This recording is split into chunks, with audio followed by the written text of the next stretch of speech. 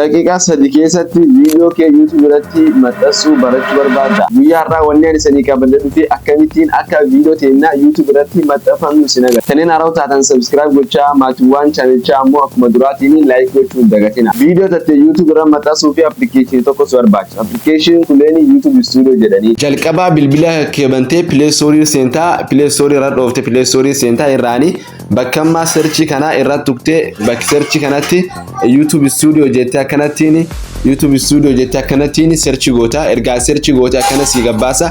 Ani duraanii install godhadhee jira. Isanii install hin godhatin install isanii gabbaasa. Install godhatanii raanii open ka jedhu isanii gabbaasa. Open ka jedhu dhooftanii seentanii raanii akkana YouTube san qabdan isanii gabbaasa. Ergaa inni YouTube san qabdan akkana isanii gabbaase bakka amma plus gubbaasanii bakka plus gubbaasuun irra tuqtanii ergaa irra tuqtanii video upload gochuu feetan yookiin video sanii post barbaadan suni akkana gallery keessan keessatti sanii mul'isa. Video suni irra tuqtanii fuuldura deemtan.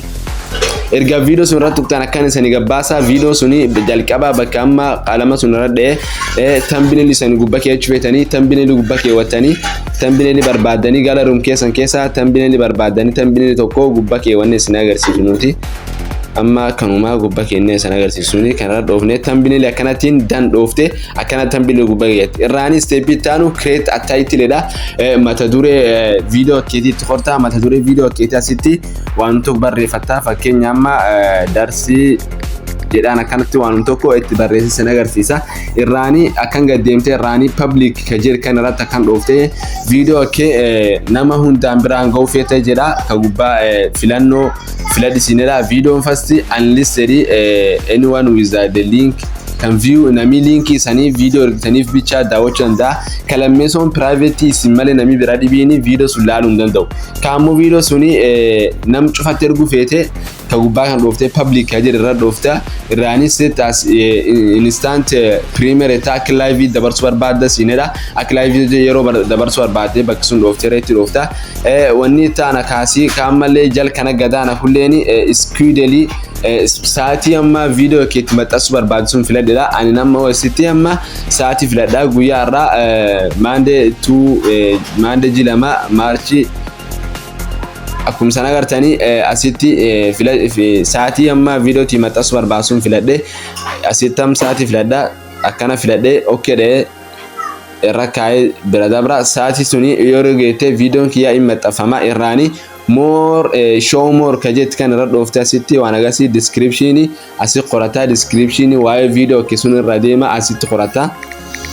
Irraani keessa baata. Irraani add playlist dha. Playlist yeroo videoon kake kunini kutaan jijjiru playlist itti maxxansita. Promotion ka itaanu leeni akkanatti nam video itti ergaa waan kan hunda itti qoqqoorteen booda upload ka jedhu kana dhooftee video itti upload gootaa jechuudha. Videoon kake yeroo suni upload taatii videoon kake in postamti jechuudha. Yeroo muraasa xiqqoo sa'aatii wayiteette videoon kake postamti jechuudha.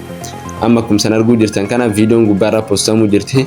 Asirralleetti videoon asirralleetti kana postamuu jirti deemuu jirti. Video keessanii akkanaani kara kanaani posti gootanii isinidha.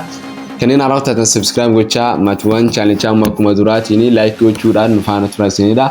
Haga guyyaa biraatiin walitti deebinutti nagaan nuuf tura.